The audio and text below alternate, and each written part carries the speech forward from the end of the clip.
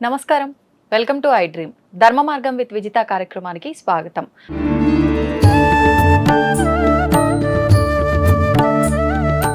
ప్రస్తుతం మనతో పాటు ఉన్నారు ప్రముఖులు, ప్రవచనకర్త ప్రవీణ్ కుమార్ శర్మ గారు. ఇప్పుడు వారితో మాట్లాడి మరిన్ని విషయాలు తెలుసుకుందాం. నమస్తే అండి. నమస్కారం అమ్మా, ఎలా ఉన్నారు? బాగున్నానండి, మీరు ఎలా ఉన్నారు? బాగున్నాను తల్లి. సంతోషం. అయితే మీరు రావడానికి చాలా కాలం పట్టింది ఈ మధ్య మన స్టూడియోకి. ఈ లోపు నేను ఒక మంచి సబ్జెక్ట్ అయితే వెతికి పెట్టిన మీతో చేయడానికి ప్రత్యేకించి. ఏంటంటే ఇప్పుడు మామూలుగా పంచముఖ హనుమాన్ అని చెప్పి మాట్లాడుకుంటూ ఉంటాం, స్వామిని ఆరాధిస్తూ ఉంటాం. అంటే 5 తలలతో ఉన్న హనుమంతుడు. అలాగే బ్రహ్మ గురించి మాట్లాడుకుంటాం, 5 తలలు అని చెప్పి ఒక తలని ఖండించడం జరిగింది, 4 తలలతో ఉన్నాడు అని చెప్పి. కానీ మనం ఎంతగానో ఇష్టపడి ఆరాధించే శివుడికి మాత్రం ఒకటే తల 3 నేత్రాలు అనుకుంటాం. కానీ ఆ శివుడికి కూడా 5 తలలు ఉన్నాయని చెప్పి పంచముఖ శివుడు అని చెప్పి అంటారని చెప్పి నేను ఈ మధ్య కాలంలోనే తెలుసుకోవడం జరిగింది. ఇది వాస్తవమా? మరి పంచముఖాలతో శివుడు ఉంటే మనం ఎందుకు ఒక్క రూపంలో ఉన్న శివుడు గురించే మాట్లాడుకుంటున్నాము? దాని గురించి వివరించండి తల్లి. ఇవన్నీ ఉపాసనా మర్మాలు అంటారు తల్లి. ఆ పంచముఖాలకు ఉండేటువంటి శివుడికి 5 ముఖాలు ఉంటాయి. సద్యోజాత, వామదేవ, అఘోర, తత్పురుష, ఈశాన. ఇలాంటి ముఖాలన్నీ మనం స్పష్టంగా నేపాల్లో ఉండే పశుపతినాథ్లో ఉండే శివలింగంలో గమనించవచ్చు. మనం పరిశీలన చేస్తే నేపాల్లో ఉండే 5 అన్ని శివాలయాల్లోనూ ఈ శివలింగాన్ని ఆధారం చేసుకుని ఆ రూపాలే పెడతారు. మనం ముక్తినాథ్లో చూసుకున్నా, ఇంకా అక్కడ బయట సామాన్యంగా చిన్న చిన్న ఆలయాలు చూసినా అవన్నీ ఇలాగే ముఖాలు ఉంటాయి. ఇంకా శివలింగాల్లో ఇంకా రకాలు ఉన్నాయి తల్లి. బ్రహ్మసూత్రం అని, విష్ణు సూత్రం అని గమనించారా? నేను మొన్న ఒక 10 రోజుల కిందట తంజావూరు అనే ప్రాంతానికి వెళ్ళాను. అక్కడ బృహదీశ్వర స్వామి వారి దేవాలయం అని ఉంటుంది. అక్కడ ఉండేటువంటి శివలింగం 13 అడుగుల పైనే ఉంటుంది. అక్కడ అభిషేకం చేయడానికి మీరు 10 లీటర్లు పాలిచ్చారనుకోండి, అసలు ఏమీ సరిపోవు. అంత పెద్దగా ఉంటుంది. అభిషేకం చేయాలన్నా నిచ్చెన వేసుకొని అభిషేకం చేస్తారు. కానీ ఎందుకని అంత పెద్ద శివలింగం? అక్కడ విశేషం ఏంటి? అసలు ఆలయమే అంత పెద్దది. బృహత్ అంటే పెద్దది అని అర్థం. ఓకే. బృహత్ ఈశ్వరుడు. అక్కడ ఆ శివలింగంలో ఆ విశ్వానికంతటికి ఈశ్వరుడైన వాడు అన్న అర్థంలో పెట్టారు. ఆ ఆలయమే 47 ఎకరాల్లో ఉంటుంది. అది ఇప్పటి పరిస్థితుల్లో కట్టడానికి 30,000 కోట్లు కావాలి. అదొక అంచనా. అక్కడ దొరికేటువంటి రాళ్ళు కూడా ఎక్కడా దొరకవు. అంత ప్రాచీనమైన శిల్ప. కరెక్ట్గా 1007 సంవత్సరాల క్రిందట అది కట్టారు. అందులో దాని మీద ఉండేదంతా బ్రహ్మసూత్రం. అందులో 200 పైనే శివాలయాలు ఉంటాయి, శివలింగాలు ఉంటాయి ఆ గుళ్ళో. అన్నిట్లోనూ బ్రహ్మసూత్రమే. అక్కడికి దగ్గరలో కుంభకోణం అని ఉంది. కుంభకోణంలోనూ చాలా ప్రాచీనమైన దేవాలయాలు ఉన్నాయి. అక్కడ విష్ణు సూత్రమైన దేవాలయాలు ఉన్నాయి. ఇప్పుడు లింగం అనే దానిలో బ్రహ్మసూత్రం ఒక లింగం, విష్ణు సూత్రం ఒక లింగం, ఇప్పుడు నేను చెప్పిన పంచముఖాలు కలిగిన ఒక లింగం. ఇలాంటి లింగ ఆకృతులు ఉపాసనలు అంటే సాధనలు చేసే వాళ్లకు శివుడు అలా అనుగ్రహించటం కోసం అలా ఏర్పరుచుకుంటూ ఉంటాడు. ఒకే పరమాత్మ, ఒకే శివుడు ఇలా రకరకాలుగా వ్యక్తమవుతూ ఉంటాడు. తనలో నుంచి వచ్చినటువంటి ఒకానొక చిన్న శక్తియే రుద్రుడు అని. ఆ రుద్రుడే త్రిమూర్తుల్లో లయం చేస్తూ ఉంటాడు. అలాగే లింగం అనే పదానికి అర్థం ఏమిటంటే లిం గం, 2 వేరు పదాలు. లిం అంటే సకల చరాచర వస్తువు, సకల చరాచర ప్రపంచము తనలో లీనమయ్యేదాన్ని లింగము అంటారు. గం అంటే ఈ సకల చరాచర ప్రపంచం మళ్ళీ తిరిగి దాని నుంచి ఉద్భవించేదానినే గమ్ అంటారు. అంటే ఈ ప్రపంచం దేని నుంచి అయితే ఉద్భవిస్తుందో, దేని నుంచి అయితే మళ్ళీ తిరిగి లయం అవుతుందో దానినే లింగం అంటారు. లింగాన్ని ఒకసారి పరిశీలన చేశామంటే 4 భుజాలు ఉంటాయి. కింద మూల భాగం బ్రహ్మ, మధ్య భాగం విష్ణువు, పై భాగం శివుడు. దానికి మళ్ళీ సోమసూత్రం అని, దాంట్లో అభిషేకం, ఇవన్నీ దాని మళ్ళీ వేరే ప్రక్రియ. ఈ సోమసూత్రాల్లో కూడా మళ్ళీ రకాలు ఉంటాయి. మనం తమిళనాడులోను తమిళ్ వాళ్ళు కట్టే ఆలయాల్లోనూ పరిశీలన చేస్తే లింగోద్భవమూర్తి అని సపరేట్గా ఉంటుంది. లింగోద్భవమూర్తి అంటే నేను శ్రీలంకలోను ఇటు పరిశీలన చేశాను, తమిళనాడులో అన్ని ఆలయాల్లోనూ ఉంటాయి. కింద భాగంలో బ్రహ్మ ఉంటారు, మొత్తం శివలింగం ఉంటుంది, దాని ఆకారంలో పైన విష్ణువు ఉంటారు. ఈ మధ్యలో గోవు ఉన్నట్టు కూడా కొన్ని ఉంటాయి. గోవు, ఇంకొక పుష్పం. ఇది మనం గమనిస్తే శివలింగం ఆవిర్భవించేటప్పుడు విష్ణుమూర్తి వరాహ స్వరూపంలో వరాహ అవతారాన్ని కిందికి తీసుకుని కిందికి వెళ్తాడు. అక్కడ బ్రహ్మదేవుడు హంసవాహనంతో పైకి వెళ్తాడు. ఆ స్వరూపాలన్నీ మనకు ఈ ఆలయాల్లో కనపడతాయి. ఇది కూడా ఒక ఉపాసన ఆరాధనే తల్లి. ఇది శివరాత్రి రోజున తమిళులు చాలా మంది లింగోద్భవారాధన అని చెప్పి చేస్తారు. దీనికి సంబంధించిన మంత్రశాస్త్రం కూడా చాలా ఎక్కువగా ఉంది. అంటే ఒక భక్తుణ్ణి అనుగ్రహించటం కోసం శివుడు ఎన్ని రూపాలైనా ధరించి మనల్ని అనుగ్రహిస్తూ ఉంటాడు. ఈ సద్యోజాత వామదేవ అఘోర తత్పురుష ఈశాన అనేటువంటి ముఖాలతో ఈ ప్రపంచమంతా అదే ముఖాలలోనే ఉంది. మనం ఆవాహన చేయాలన్నా, ఉదాహరణకు శివుడికి అభిషేకం చేయాలనుకోండి, శాస్త్రోక్తంగా చేసేటువంటి పద్ధతిలో మహన్యాసపూర్వక రుద్రాభిషేకం అనేది, ఆ మహన్యాసంలో కూడా ఈ సద్యోజాతాది పంచముఖ మంత్రాలు చెప్పకుండా ఆ మహన్యాసం పూర్తవదు. 5-6 సార్లు పైనే ఆ పంచముఖ మంత్రాలు వస్తాయి. సద్యోజాతం ప్రపద్యామి అని మొదలవుతుంది ఒక మంత్రం, ఇంకొకటి వామదేవాయ నమో అని ఒకటి మొదలవుతుంది, ఇంకొకటి అఘోరేభ్యో అని ఒకటి మొదలవుతుంది, ఇంకొకటి తత్పురుషాయ విద్మహే, ఇంకోటి ఈశాన సర్వ విద్యానాం అని ఇలా వస్తుంటుంది.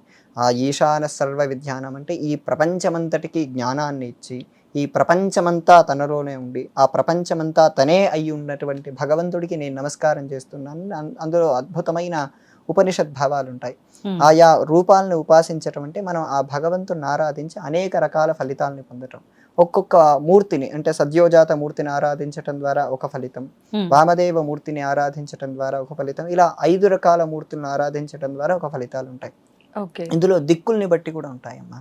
ఉదాహరణకు తూర్పుకుండే ఆలయం ఒక ముఖమని, ఉత్తరానికి ఉండే ఆలయం ఒక ముఖమని ఇప్పుడు చెప్పాను కదా. తూర్పుకు చూస్తూ ఉండేది సద్యోజాత ముఖమని, ఇలా అలా ముఖాలు కూడా ఉంటాయి.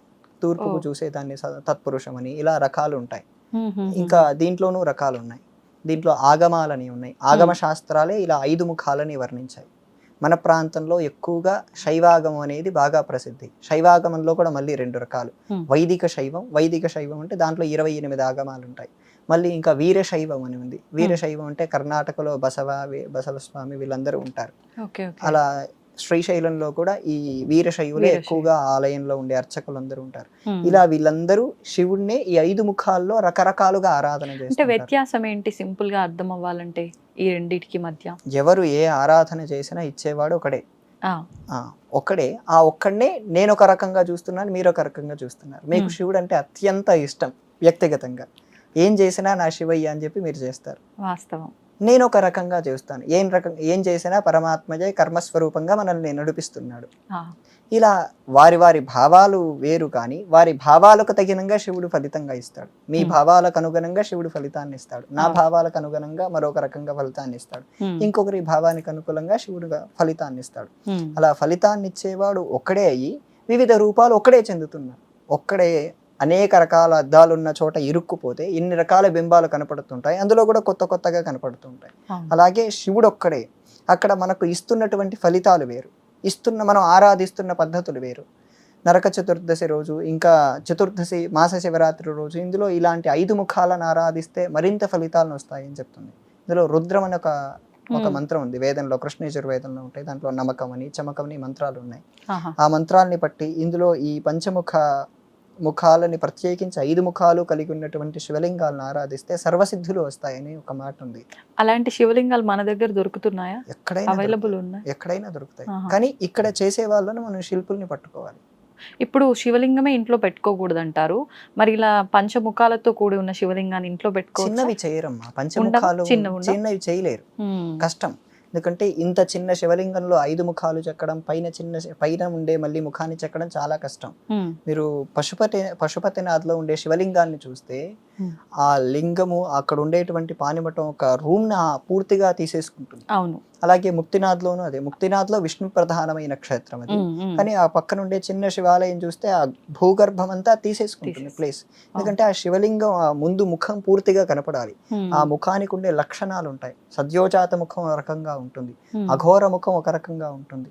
మళ్ళీ 4 వైపులా 4 ద్వారాల నుంచి దర్శనం చేసుకుంటారు కదా పశుపతినాథ్. అవునమ్మా. 4 వైపులా నలుగురు ప్రధాన అర్చకులు. అందులో ఒకరు తెలుగువారు. అక్కడ అంటే వారు కర్ణాటక వారు. అది ఆదిశంకరులు పెట్టారమ్మా. ఆదిశంకర భగవత్పాదుల వారు కొన్ని సంవత్సరాల కిందట అటువైపు వెళ్ళినప్పుడు ఇక్కడ కర్ణాటక నుంచి తీసుకెళ్లి అక్కడ కుటుంబాన్ని పెట్టారు. ఇంకా వాళ్ళే వంశపారంపర్యంగా ఉంటారు. అక్కడ ఉండేటువంటి వారు ఒక ఆయన తెలుగు మాట్లాడతారు. నేను వెళ్ళినప్పుడు నాకు హోమం చేసుకోవటానికి అంతా ఆయనే ఏర్పాటు చేశారు. అక్కడ అద్భుతమైన నది ఉంటుంది. ఆ నది ప్రవాహాన్ని చూస్తూ, నది పక్కనే మనం కాశీలో ఎలాగైతే మణికర్ణిక ఘాట్ పక్కన శవాలు కాలుస్తూ ఉంటాయి, అక్కడ కూడా అలాగే కాలుస్తూ ఉంటారు, హారతిస్తూ ఉంటారు నదికి. అలాగే అంటే ఒక రకంగా అది కూడా కాశీ అనే పిలుస్తారమ్మా. ఏం కాశీ అంటారు అది? కాశీ నుంచి చూస్తే నేపాల్లో ఉండేటువంటి పశుపతినాథ్ని ఉత్తర కాశీగా అని పిలుస్తారమ్మా. అక్కడ భాగమతి అని నది ఉంటుంది. ఆ నది కూడా చాలా పొడవుగా ప్రవాహం ఉంటుంది. ఆ భాగమతి నది పక్కనే ఈ శివలింగాలన్నీ కనపడతాయి. అక్కడ ఏ చిన్న శివలింగాన్ని చూసినా సద్యోజాత ముఖాలు ఉన్నవే కనపడతాయి. అంటే 5 ముఖాలతో 5 ముఖాలు ఉన్నవే అక్కడ ఆ శివలింగాలు. అక్కడ ఆలయాల్లో కూడా 4 ద్వారాలు.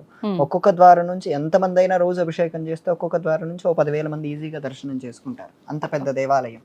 అది చూస్తే మనకు సినిమాల్లో కూడా ఆలయాన్ని బాగా ప్రదర్శన చేస్తారు. అంత బాగుంటుంది. అక్కడ శక్తిపీఠం కూడా ఉందమ్మా. ఆలయానికి పక్కనే ఒక 51 శక్తిపీఠాల్లో ఒక శక్తిపీఠం ఉంది అక్కడ. గుహ్యేశ్వరి అమ్మవారి శక్తిపీఠం అని పిలుస్తారు. గుహ్యేశ్వరి కూడా చాలా ప్రాచీనమైన దేవాలయం. పరిశీలన చేస్తే తెలుస్తుంది. ఇలా సద్యోజాత, వామదేవ, అఘోర, తత్పురుష, ఈశాన ముఖాలని మనం ఆరాధించటం ద్వారా సర్వసిద్ధులు పొందుతాయని మంత్రశాస్త్రం చెప్తుంది. ఇప్పుడు ప్రత్యేకించి విశేషమైన ఆరాధన ఇంకేమైనా ఉంటుందా ఈ 5 ముఖాల ఆరాధన మనం చేయాలంటే? లేదంటే మనం నిత్యం ఆచరించే విధానమైన? నిత్యం ఆచరించే విధానం వీటికి ఉండదమ్మా. మరి ఎందుకంటే వీటి మంత్రాలు మనకు తెలియాలి కదా. అవును. ఎందుకంటే ఒక్కొక్క దానికి ఒక్కొక్క సపరేట్ మంత్రము, సపరేట్ ఆరాధన, సపరేట్ పద్ధతి ఉంటుంది. అది తెలియాలంటే సామాన్యులకు అర్థం కాదు. అందుకే మహన్యాసం తెలుసుకోవాలి. మహన్యాసంలో ఈ మంత్రాలన్నీ ఉంటాయి. మరి ఒకవేళ సామాన్యులంతా కూడా ఆచరించాలి, ఈ స్వామిని ప్రత్యేకించి తలుచుకోవాలి అని అంటే నామం గాని మంత్రం గాని విశేషంగా 5కి సంబంధించిన పేర్లు చెప్తాను. ఆ నామాలు చెప్పుకోవచ్చు. శ్రీ సద్యోజాతమూర్తయే నమః. శ్రీ సద్యోజాతమూర్తయే నమః. శ్రీ సద్యోజాత మూర్తయే నమః. శ్రీ సద్యోజాత మూర్తయే నమః. శ్రీ వామదేవ మూర్తయే నమః. శ్రీ వామదేవ మూర్తయే నమః. శ్రీ అఘోర మూర్తయే నమః. శ్రీ అఘోర మూర్తయే నమః. శ్రీ తత్పురుష మూర్తయే నమః. శ్రీ తత్పురుష మూర్తయే నమః. శ్రీ ఈశాన మూర్తయే నమః. శ్రీ ఈశాన మూర్తయే నమః. మరొక పరంగా కూడా చెప్పొచ్చు. శ్రీ సద్యోజాతాయ నమః శివాయ. శ్రీ సద్యోజాతాయ నమః శివాయ. శ్రీ వామదేవాయ నమః శివాయ. శ్రీ వామదేవాయ నమః శివాయ. శ్రీ అఘోరాయ నమః శివాయ. శ్రీ అఘోరాయ నమః శివాయ. శ్రీ తత్పురుషాయ నమః శివాయ. శ్రీ తత్పురుషాయ నమః శివాయ. శ్రీ ఈశానాయ నమః శివాయ. శ్రీ ఈశానాయ నమః శివాయ. ఈ 5 నామాల్లో వారు ఏ నామాన్నైనా తీసుకుని నిరంతరం జపం చేసుకోవచ్చు తల్లి. ఆ నామాలతోనే శివలింగాన్ని, మన దగ్గర ఉండే శివలింగాన్ని అభిషేకం చేసుకోవచ్చు. ఆ శివలింగాన్ని నీళ్లు తీసుకొని అదే నామాలు తీసుకొని తీర్థం కూడా తీసుకోవచ్చు. ఆ నామంతో ఎటువంటి ప్రదేశంతోనూ స్థలంతోనూ ఏ సంబంధం లేకుండా ఎక్కడుండైనా ఈ నామాలు జపం చేసుకోవచ్చు. ప్రత్యేకించి మీరు ఇంతకు ముందరే చెప్పినట్టు మాస శివరాత్రి రోజు విశేషంగా చేసుకుంటే ఫలితం అన్నారు కదా. ఆ రోజు ఉపవాసం ఉండి చేయాలి. ఉపవాసం ఉండి చేసి ఆ ఉదయం నుంచి ఉపవాసం ఉండి సాయంకాలం ప్రదోష వేళ సమయంలో ఆ శివలింగాన్ని పెట్టుకొని ఈ నామాల్లో ఏదో ఒక నామం తీసుకొని ఆ నామంతో చెబుతూ 100 సార్ల 1000 సార్ల అనేది మన సమయాన్ని బట్టి విభూతి తీసుకొని ఈ నామం చెబుతూ విభూతి వేస్తూ ఉంటే, విభూతితో అభిషేకం, విభూతి వేస్తూ ఈ నామం చెబుతూ ఉండాలి. ఉదాహరణకు శ్రీ సద్యోజాతాయ నమః శివాయ, శ్రీ సద్యోజాతాయ నమః శివాయ అని విభూతి వేస్తూ ఉండాలి. ఎందుకని విశేషంగా విభూతి వేయటం? విభూతిలో లక్ష్మీదేవి ఉంటుంది తల్లి. అలా విభూతితో అర్చన చేసి మళ్ళీ అర్చన అంతా అయిపోయిన తర్వాత మళ్ళీ తర్వాత బిల్వదళాలతోనూ వీటితోనూ అర్చన అంతా అయిపోయిన తర్వాత ఆ రాత్రి కూడా ఉపవాసం ఉంటే ఆ విభూతిని తీసుకుని మనం రోజు విభూతి పెట్టుకుంటే ఆ ఇంట్లో ఎప్పటికీ దరిద్రం కలగదు.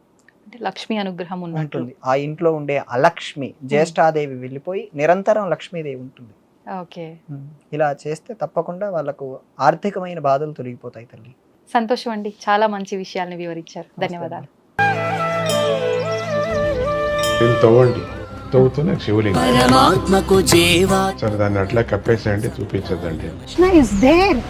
మూర్తి పూజ కాదు, సాక్షాత్ బ్రజేంద్ర నందన భగవాన్ ఉన్నారు మూర్తిలో. ఏమీ ఆశించకుండా ఆరాధించే వాళ్ళు కూడా ఉన్నారా ప్రభుజీ? నిజమైన భక్తి అంటే మనకు తెలియదు కాబట్టి